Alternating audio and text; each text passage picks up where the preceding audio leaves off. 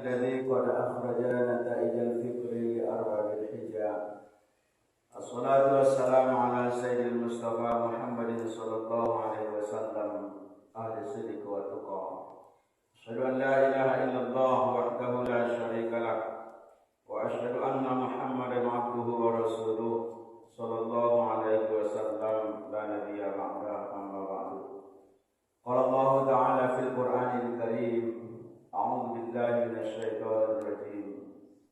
يا أيها الذين آمنوا إذا قمتم إلى الصلاة فاغسلوا وجوهكم وأيديكم إلى المرافق وامسحوا برؤوسكم وأرجلكم إلى الكعبين وإن كنتم جنبا فاطهروا وإن كنتم مرضى أو على سفر أو جاء أحد منكم من الغائط أو لامستم النساء فلم تجدوا ماء فتيمموا صعيدا طيبا فامسحوا بوجوهكم وأيديكم منه ما يريد الله ليجعل عليكم من حرج ولكن يريد ليطهركم وليتم نعمته عليكم لعلكم تشكرون.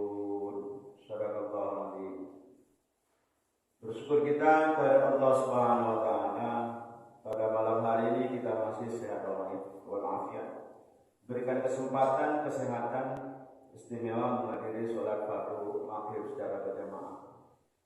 Shalawat salam Rasulullah sallallahu alaihi wasallam dengan kata Allahumma shalli ala Muhammad wa ala ali Muhammad. Bapak Ibu jamaah yang dimuliakan Allah, di sela-sela kesibukan kita masih sempat hadir, masih menyisihkan waktu untuk belajar, berdiskusi, istimewa menunggu sholat fardu isya untuk berjamaah di masjid kita. Sesuai dengan tugas kita bahwa menyampaikan persoalan masalah ilmu fikih.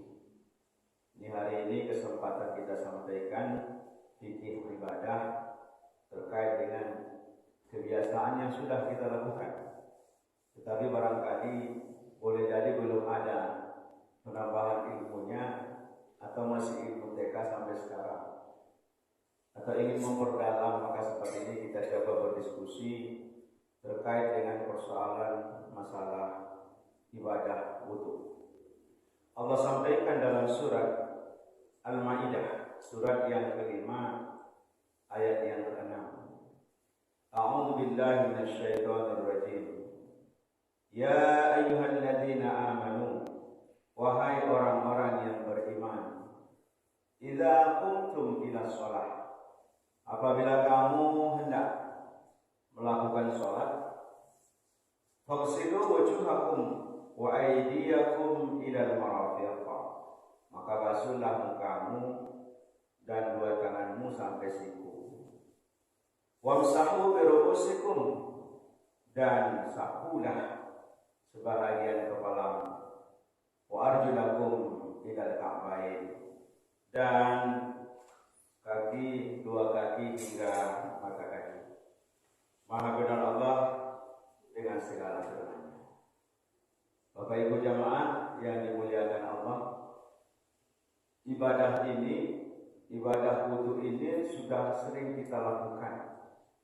Bahkan wajibnya itu 5 kali sehari semalam melakukan ibadah sholat fardu. Di luar itu, maka yang pertama yang kita sampaikan, ternyata hukum berwudu itu sama dengan hukum taklifi, hukum mukallaf, hukum taklifi yang dibebankan kepada kita. Ada kalanya hukumnya wajib, ada kalanya hukumnya sunnah, ada kalanya hukumnya makruh. Ternyata wudu itu ada kalanya hukumnya haram, apalagi mubah yang kita lakukan. Bapak Ibu jamaah yang dimuliakan Allah, ini dulu kita sampaikan sehingga duduk persoalannya. Pertama, kapan kita wudu itu berwajib? Wajib dilaksanakan berwudu atau fardu wajib dilaksanakan wudu itu? Maka Rasulullah menjelaskan kepada kita. Apa kata Rasulullah sallallahu alaihi wasallam?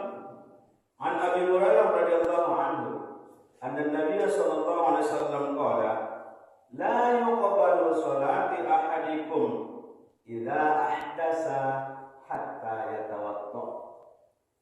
Rawahu Shaykhan. Dari Abi Hurairah radhiyallahu anhu bahwasanya Rasulullah sallallahu alaihi wasallam menyampaikan kepada kita, la yuqbalu salati ahadikum. Bisa dipastikan Pak, tidak diterima salat kamu. Nah, ini Rasul yang menjelaskan. Tidak diterima salat salah seorang di antara kamu apabila dia berhadas sampai sehingga dia berwudu. Di sepanjang kita berhadas, hadas kecil, hadas besar yang menghalangi kita untuk beribadah, tidak diterima sholatnya Pak. Pertanyaannya, ada tidak orang yang tidak berwudu langsung sholat Pak? Tidak, tapi awal tidak kan? Masih sehat Pak, akal sehat walafiat. Maka kita pahami wudu itu wajib dilaksanakan ketika kita mau sholat 5 waktu sehari, semalam minimalnya. Maka dipastikan kata Allah tidak sah sholat kita apabila masih berhadas, sehingga yang bisa mensahkan diterimanya dialah berwudu. Yang pertama, hukumnya wajib. Bapak Ibu jamaah yang dimuliakan Allah, lalu disebutkan tadi, inilah yang perlu kita tingkatkan. Kalau yang wajib itu biasa Pak. Allah perintahkan kalau tiba di kaca sipiono itu Pak, dicuci muka, dicuci kaca sipiono minimal 5 kali Pak supaya bersih. Bersihkan mukanya, karena di muka ini banyak debu-debu yang mengandung kotoran, apalagi masuk ke lubang hidung dan lain sebagainya. Perlu dibersihkan, disucikan. Lalu yang kedua, barangkali mungkin ini motivasi bagi kita, ya walaupun ada di antara kita ya selalu mempertahankan wudunya, menjaga wudunya, masalahnya adalah tahu tak dia sunnah.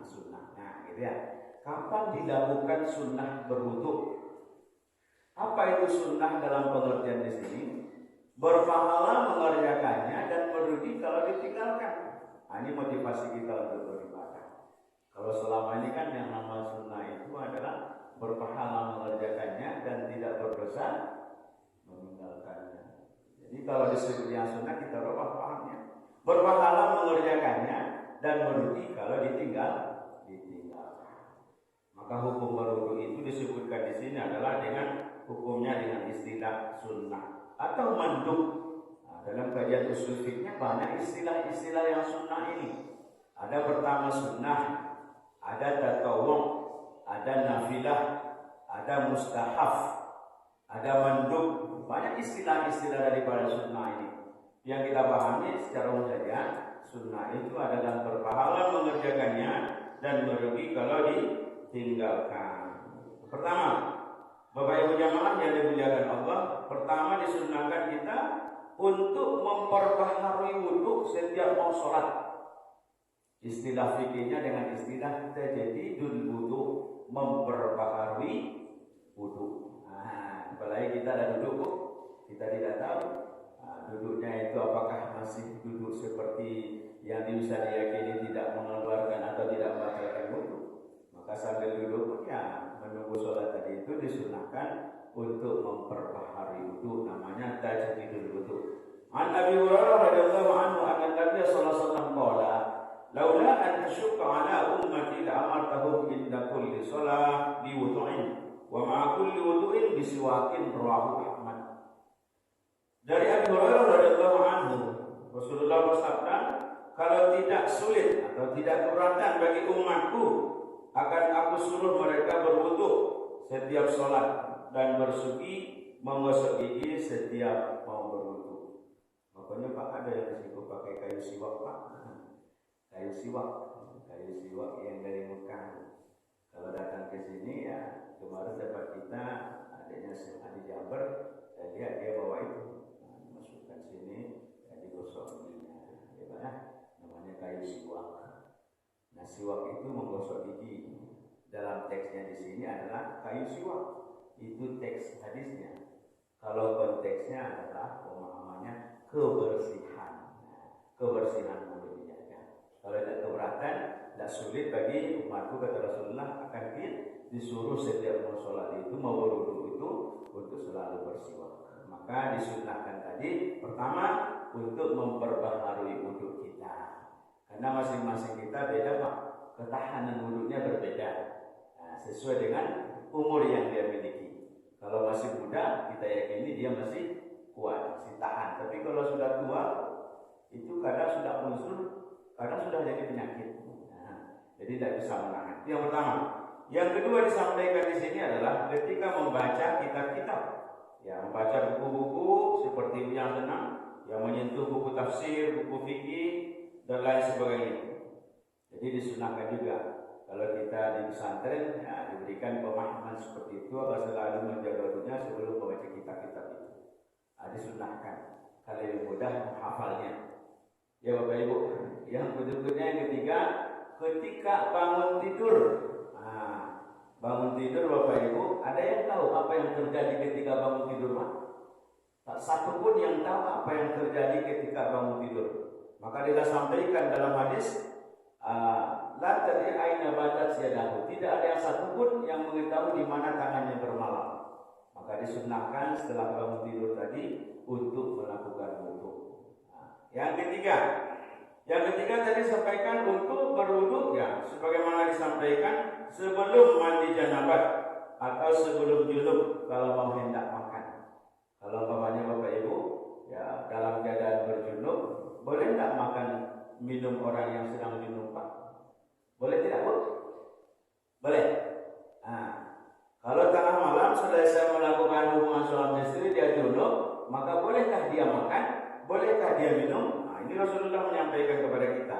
An Aisyah, dari Aisyah radhiyallahu anha qalat, kana Nabi sallallahu alaihi wasallam idza arada ayyana wa yaqul wa huwa junub wa yatawadda. Rawahu Ahmad. Dari Aisyah radhiyallahu anha berkata, bahwasanya Nabi Muhammad sallallahu alaihi wasallam apabila dia ingin tidur dan ingin makan, walhal dia dalam keadaan junub, berhadas besar, maka tawaddu, dia berwudu. Maka artinya disunnahkan kita ya untuk lebih dahulu berwudu sebelum tidur dan berwudu sesudah melakukan hubungan suami istri kalau mau makan ataupun mau minum tadi. Tawaddu. Bapak Ibu jemaah yang dimuliakan Allah. Yang ketiga, yang keempat, ketika kita sedang marah. Apakah Bapak Ibu pernah marah? Pernah Bu? Sering marah Bu? Apa ya? Sering dalam keadaan marah atau dalam sedang bergunjing, bergunjing. Ibu sering bergunjing Bu? Hari? Kurang ya? Dikurangi Pak ya? Tapi bukan sering tapi kurang. Sesekali kalau dikumpulkan banyak aja itu. Di bergunjing, sedang marah, sedang bergunjing atau sedang baluto. Ibu pernah baluto? Ya, suci lah Ibu. Apa sering baluto Pak? Jadi bagi yang sering Pak, sering marah, ya kan itu kita sampaikan. Kalau lagi kayak itu lagi ada umum lagi kayak model itu, atan banyak lagi kayak Pak. Tentunya apa lagi Pak? Dulu darah muda, kini darah tinggi, darah tua Pak. Itu yang Pak bilang tadi itu, darah tinggi Pak. Dulu darah muda, kemana-mana pun tahan Pak. Kalau model-model itu anak bujang itu Pak, tahan ini bawa dada baju Pak sampai ke pasaman. Kalau dia Pak, begini, jangan coba-coba Pak. Darah tinggi naik Pak. Ketika saya nak memetak berang, apa berang di rumah. Kalau itu nanti Bapak Ti, kalau sudah dulu darah muda, sekarang sudah darah tinggi Pak. Itu sebentar tensi naik Pak. Kita tanya darah tinggi. Dulu suka cari angin Pak. Ini mudah masuk angin. Ya Bu ya, dulu cari angin masih mudah. Mau kemana? Wah panas cari angin dulu keluar. Sekarang, itu sebentar masuk angin. Gampang masuk angin. Iya Bapak Ibu jamaah yang dimuliakan Allah, itu tanda laga itu mahal. Kita dari muasnya lah kenyataan. Tidak bisa loh Bapak Ibu. Dulu pakai minyak wangi Pak, harum parfum luar biasa. Kini baunya angin, GPU Pak. Abu yo Pak, tiap malam pakai GPU Pak. Balik beko balik dari sekolah ada pesan tadi balik GPU beko Pak punya angin. Tanpa masuk angin. Dulu pakai minyak parfum, ini tidak ada balik minyak parfum Pak. Minyak angin diberi Pak. Karena kondisi fisik itu berarti kita sudah tua. Maka ketika kita fisik kita, kondisi kita hari ini sudah tua, sering marah, ya sering marah, sering mengundiam, dan juga sering berdoa. Maka segeralah mengambil wudu. Ada jamaah mengajar, ampun lah wudu Ustaz, nanggarang pun dah hidangnya, iya Pak, berang. Bahkan tambah marah dia itu. Rasulullah menyampaikan kepada kita, An-Nabi sallallahu alaihi wasallam, "Idza ghadiba ahadukum falyatawadda." Rasulullah menyampaikan kepada kita, apabila salah seorang di antara kamu sering marah, maka hendaklah dia berwudu. Nah, mungkin wudunya masalah. Kenapa tidak berpengaruh wudunya terhadap marahnya itu? Hanya kita kaji, sehingga filsafat-filsafatnya itu atau filosofisnya itu atau asrarul ahkamnya, rahasia-rahasia hukum itu yang kita munculkan sehingga bersemangat untuk beribadah. Kenapa? Kata Rasul seperti ini. Idza qutiba ahadukum falyatawadda. Apabila salah seorang kamu marah, sering marah, tak kontrol emosinya, berwudulah. Ternyata tidak berpengaruh katanya. Iya Pak. Lahabi mengwudu Pak Adi Sawanta berwudu, lawasah seluruhnya tidak juga berpengaruh. Apa masalahnya? Di mana salahnya? Nah, itu yang kita cari nanti Pak. Jadi ini hadis tidak akan mungkin salah Pak. Berarti kitanya yang salah, yang bermasalah. Seperti Imam tadi disebut dibacakan surat Al-Ankabut ya. Surat Al-Ankabut 45 sampaikan di sana bahwa inna sholata tanha 'anil fahsya'i wal munkar. Salat itu mencegah perbuatan keji dan munkar. Ternyata salat berjamaah terus korupsi, terus berjamaah. Kemaksiatan terus, apa yang salah? Bukan salat yang salah Pak, tapi barangkali koreksi diri kita. Mana yang salah terhadap diri kita? Coba kalian, jadi sekali lagi, mari kita coba. Kalau nanti sudah berwudu marah, lalu dilanjutkan dengan sholat sunat wudu, ya, karena diiringi dengan sholat sunat wudu. Maka juga tidak, maka berbanyak zikir. Juga tidak, baca Al-Quran. Kalau tidak berarti sudah terpengaruh setan, termasuk jin barangkali. Ya, karena memang sudah berubah wajahnya. Bapak Ibu jamaah yang dimuliakan Allah, berikutnya seperti ketika membaca Al-Quran yang sudah kita pahami, ya adab-adab untuk membaca Al-Quran itu memang disampaikan lebih untuk mendekatkan diri kepada Allah Subhanahu Wa Taala agar berwudunya. Maka terutama ketika membawa Al-Quran atau membawa jenazah, membawa jenazah juga disunahkan untuk berwudu. An Abi Hurairah radhiyallahu anhu anna Nabi sallallahu alaihi wasallam qala wa man hamlahu falyatawadda. Siapa yang memegang atau yang membawa jenazah maka hendaknya dia berwudu. Masalahnya Pak enggak tahu jemaah. Siapa yang menggendong yang membawa kerana keluarganya Pak ya? Pertanyaannya, apakah yang membawa itu mereka berwudu Pak? Tidak. Paling yang membawa jenazah itu ketika sudah selesai sholat di sini diangkat ke mobil, mungkin mereka masih dalam keadaan berwudu. Ini yang perlu kita sampaikan. Oh ternyata tidak sembarang orang Pak yang membawa jenazah, mesti dia disunahkan berwudu. Sudahkah dia berwudu membawa orang yang sakit tadi itu? Jadi kalau mengangkat dari tempat sholatnya menuju ke mobil, itu orang berwudu pada masalah. Yang masalah itu dari rumah menuju ke masjid untuk membawanya. Yang disunah-sunahkan, maka setidaknya kita tahu oh ini posisinya sunnah. Lalu yang ketiga, yang disebutkan di sana posisinya hukumnya adalah makruh ketika mengulang wudu sebelum melakukan sholat dengan wudu yang pertama tadi. Jadi dia wudu ini ada digunakan sholat, lalu berwudu lagi dia berwudu terus tanpa ada uzurnya, maka itu dimakruhkan untuk berwudu. Tentu yang kita cari yang keempat adalah untuk haram. Ternyata walaupun itu ibadah haram berwudu. Kapan kita haram berwudu? Yakni seperti berwudu dengan air yang dirampas. Ada air yang dirampas itu. Ada yang mencilo air itu. Mencilo menteran.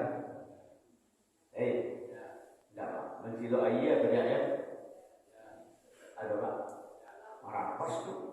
Orang yang membayar Pak, bulan dibayar, tiba-tiba dia Pak ditarik ke rumahnya Pak dirampas. Ini sudah mulai musim kemarau, air PDAM tidak boleh kurang. Karena itu air yang dirampas, air yang dicuri adalah haram hukumnya dipakai untuk berwudu. Nah, itu dia buku ya. Oleh karena itu disampaikan kepada kita agar Rasulullah menyampaikan asbabul wudu ala tarik, sempurnakanlah wudu kita. Maka kita mencoba bagaimana untuk memahami berwudu itu agar lebih sempurna lagi. Bapak Ibu jamaah yang dimuliakan Allah, itu segi motivasi untuk kapan kita sunnahnya, kapan wajibnya, kapan haramnya, dan kapan makruhnya. Semoga kita selalu menjaga wudu tersebut. Lalu berikutnya, Bapak Ibu jamaah, sebelum sampai filosofisnya, asrarul ahkamnya, rahasia hukum yang dikandung daripada berwudu itu. Maka Bapak Ibu anggotanya jadi dulu. Kalau Ibu berwudu berapa lama Pak? Dari saja Pak berwudu? Nah, Ibu dari setengah jam Bu? Enggak. Apa saya pernah seperempat jam berwudu Pak? 2 menit? Wah, 2 menit berwudu. Wah, serba kilat. Ya Bapak kan? Maka hari ini kita sampaikan pertama untuk mendapatkan kekhusyukan dalam beribadah. Pertama, ilmunya harus ada. Ilmu sholat itu harus ada. Pertama, mengetahui yang wajib-wajib atau yang fardu-fardu sholat dan juga yang sunnah-sunnah. Itu yang disebut dengan ilmu sholat itu. Ibu sudah tahu mana yang fardu, mana yang sunnah sholat. Sudah ya. Yang kedua, mengetahui yang fardu wudu dan sunnah-sunnahnya. Nah, ini supaya dapat ilmunya, ilmu tentang sholat itu. Yang ketiga, mengetahui tipu daya setan di waktu sholat. Ya, walaupun kita sholat ini tipu daya setan luar biasa, tidak senang dia Pak. Maka dia coba untuk merusak semuanya. Tidak bisa dari depan, dari samping, kiri kanan. Kalau tidak, dari belakang Pak. Nah, inilah yang perlu kita kaji. Dia datangnya dari belakang Pak. Apa yang dia datang dari belakang, dia coba hembuskan. Dihembuskan, mohon maaf ke cincin juhurnya untuk angin, sehingga istilahnya kalau sedang sholat Pak, rasa-rasa kadu angin. Kapan terasanya itu Bu? Ketika waktu ruku dihembusnya. Maka hati-hati Bu, ini kan penyakit kita yang banyak batuk Pak ya. Batuk dari atas, batuk dari bawah. Ya Bu, harus dirasakan tuh. Ada jamaah hamba Bu, orang rumahnya mengisian, Bang, ibu itu tadi kedua orang sedang sholat, baru imam jadi baca rakaat. Kenapa dia sholat? Entah, kayaknya dia sedang batuk dari atas, batuk dari bawah. Dia keluar. Nah, jadi memang payah juga Pak, harus didengar. Maka ada petunjuknya dari Rasulullah.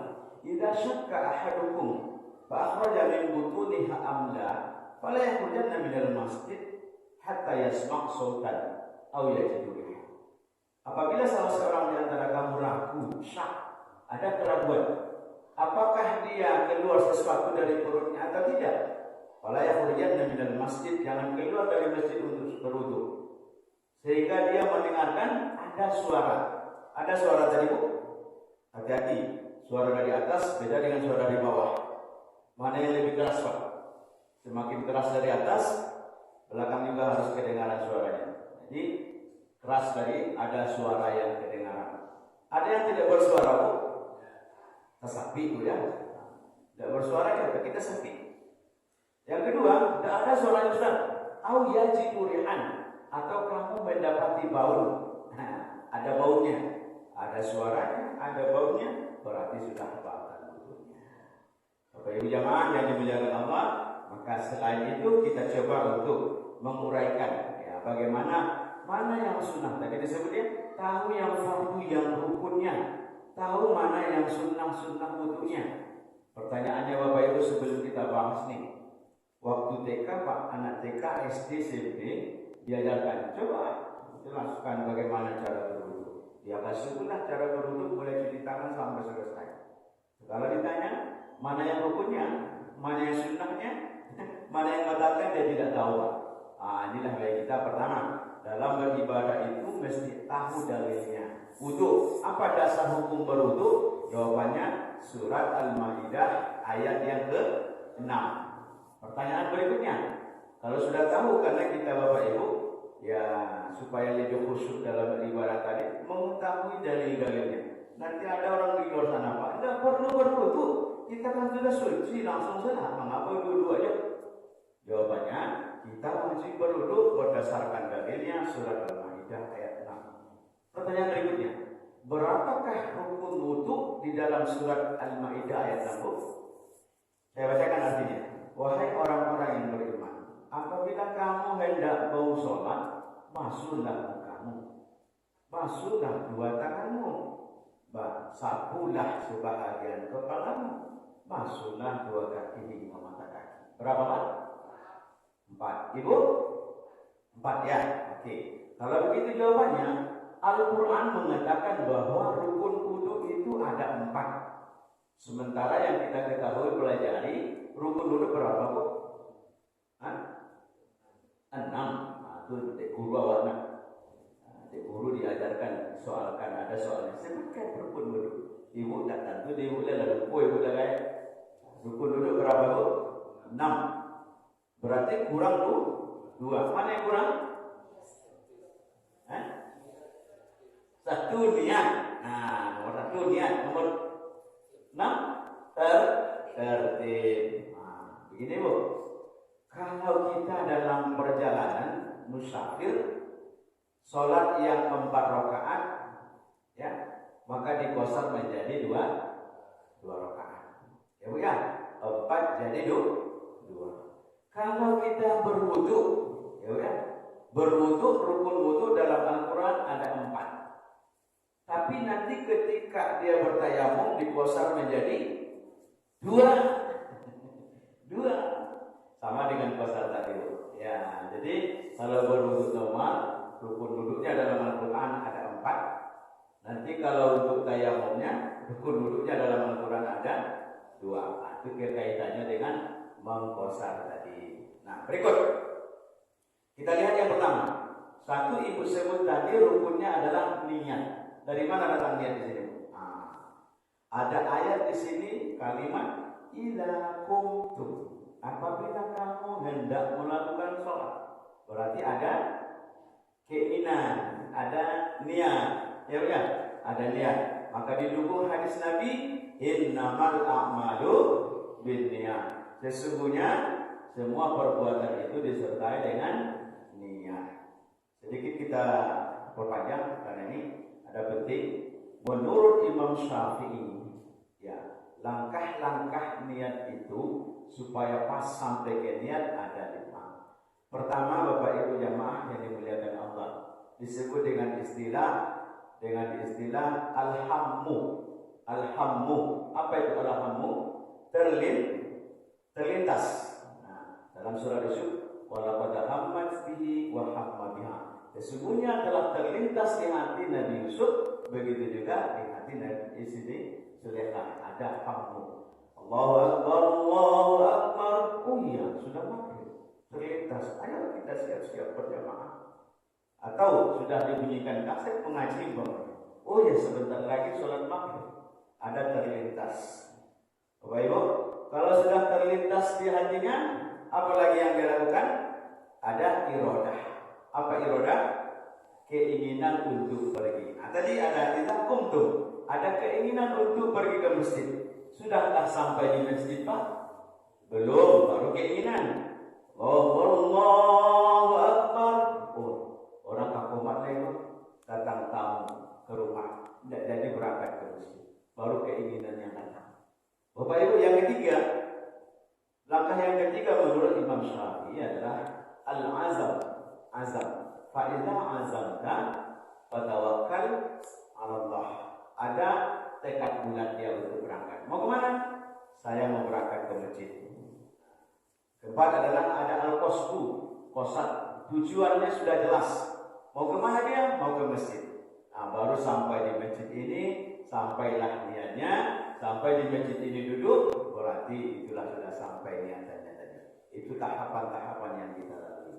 Maka disampaikan tadi, idza qumtum ila shalah, apabila kamu hendak ada keinginan melakukan salat, ya berwuduklah. Ada niat tadi. Maka disampaikan tadi yang pertama, innamal a'malu binniyat. Sesungguhnya peserta niat itu, perbuatan itu disertai dengan niat. Bapak Ibu jamaah, yang keenam, tadi Bapak sebut yang keenam rukunnya adalah tertib. Dari mana datangnya tertib? Tertib itu adalah berurutan. Kalau dulu disampaikan dia apanya? Yang dahulu didahulukan, yang kemudian dikemudiankan. Tetapi tentu kita punya dasar. Apa yang menjelaskan bahwa itu dikemudiankan, ditertibkan? Nah, ini jawabannya ada hadis Nabi yang menjelaskan. Apa hadisnya Bapak Ibu? Ibda'u bima bada'allahu bihi. Mulailah dengan apa-apa yang Allah mulai. Allah mulai dengan suruh basuh muka basuh dulu. Jangan dibasuh kaki dulu. Nah, itu tidak sesuai dengan perintah Allah. Jadi tertib tadi Pak, tertib tadi dasarnya adalah hadis Nabi.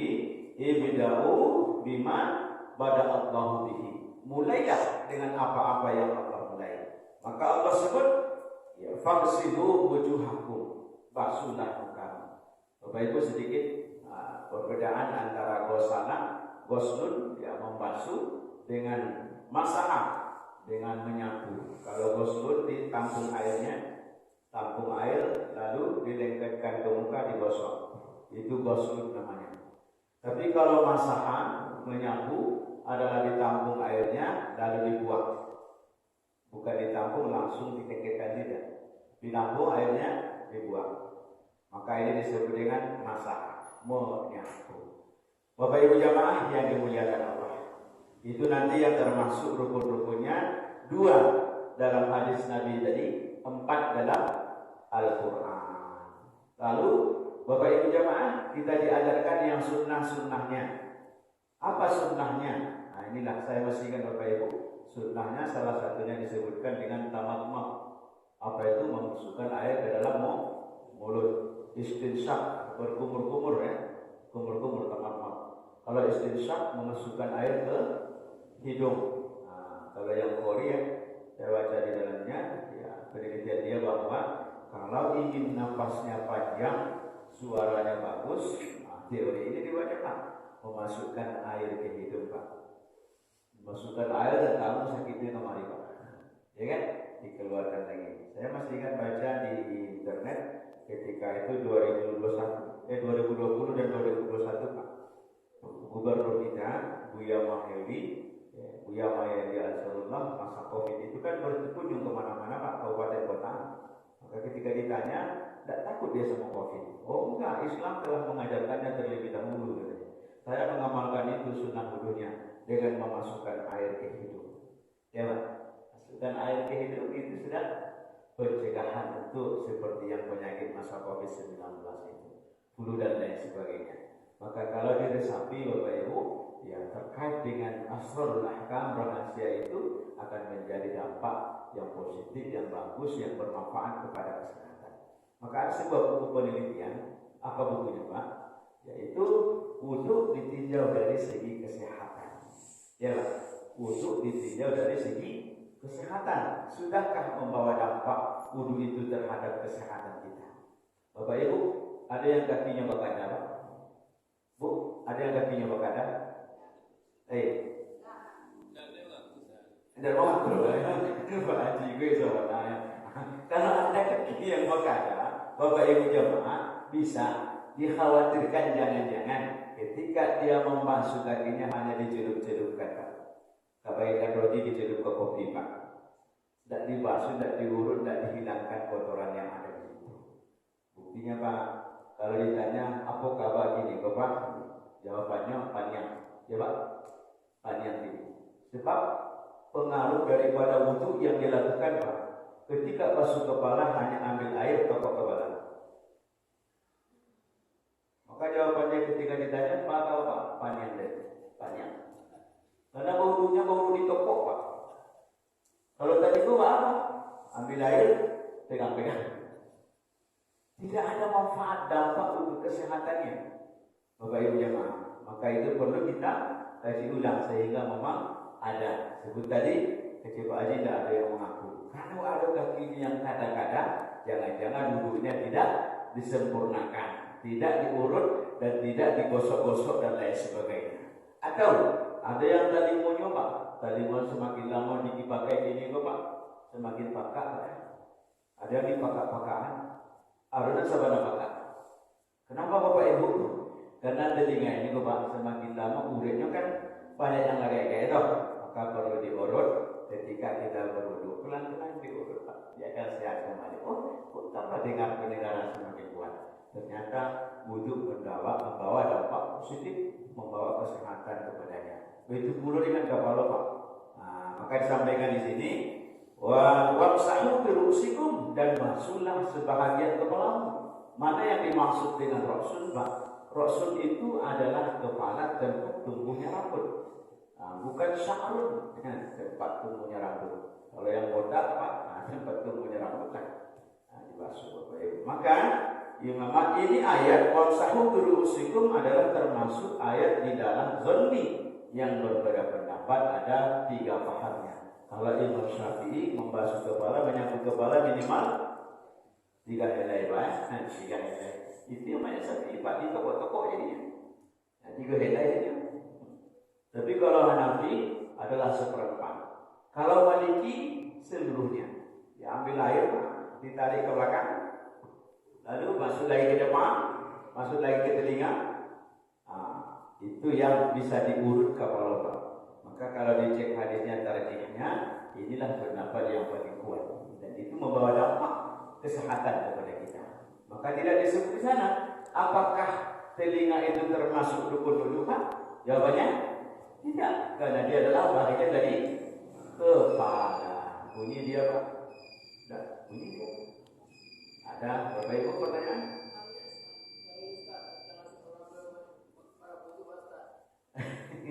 Para buat tadi Pak?